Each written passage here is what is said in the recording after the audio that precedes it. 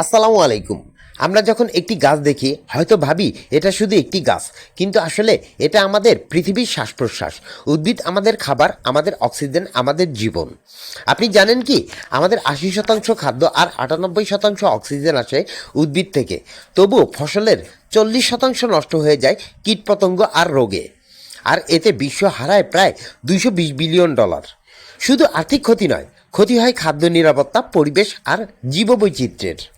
এই চ্যালেঞ্জ মোকাবেলায় জাতিসংঘের খাদ্য ও কৃষি সংস্থা FAO ঘোষণা করেছেন 12ই মে আন্তর্জাতিক উদ্ভিদ স্বাস্থ্য দিবস।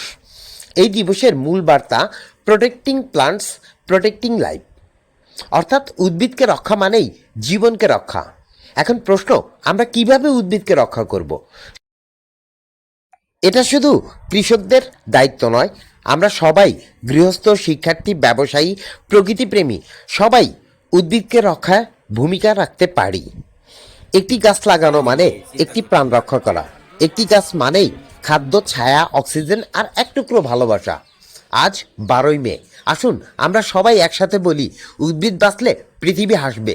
Protecting plants, protecting life. Thank you.